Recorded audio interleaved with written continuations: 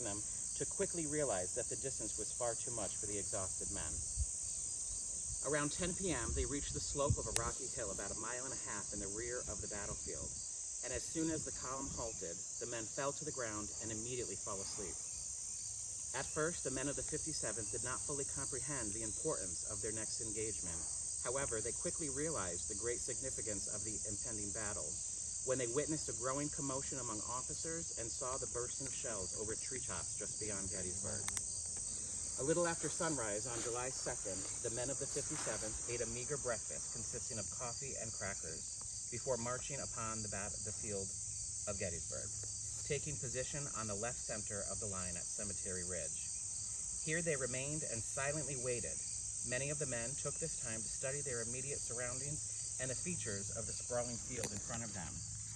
William W. Potter, surgeon of the 57th Regiment, took advantage of this rare opportunity of quiet inactivity and proceeded 3/4 of a mile north to Cemetery Hill in attempt to get a better view of any impending conflict.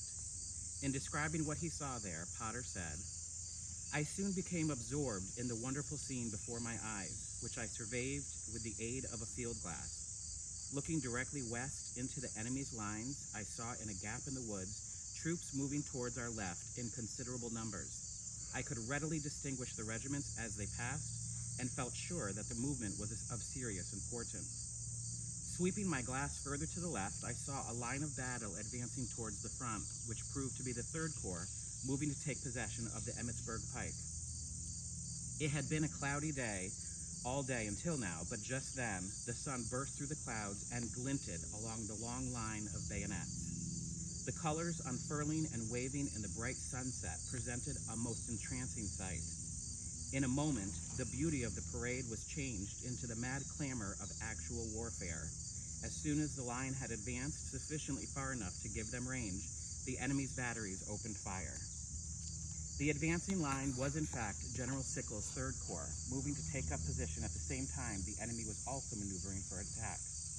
The two mighty forces came together with an impact, and soon the woods resounded with the mad clamor of gunfire, the greatest combat of field artillery ever beheld.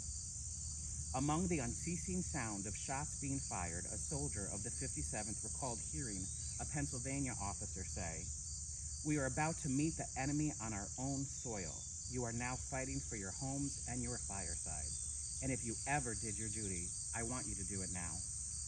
The focal point of the chaotic scene was at the 13-acre wheat field in front of Devil's Den, which quickly became a veritable hellhole of combat for 22,000 soldiers of both armies. For 3.5 hours, young American men did their utmost to completely annihilate their brothers. Zook's men received a withering fire from the concealed enemy, which staggered them. While mounted, Zook reformed his lines, and while giving commands at the head of the ranks, was shot and died soon after from his wounds.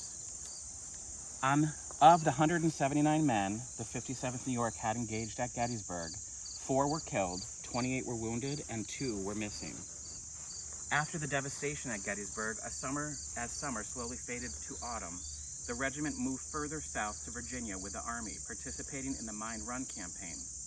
The 57th then set up their winter quarters near Brandy Station, where they remained until the opening of the Wilderness Campaign in May of 1864. During the Battle of the Wilderness, the regiment lost 58 men, and soon afterwards, at the assault on Petersburg, combined with skirmishes at the Weldon Railroad and Ream Station, they lost another 63.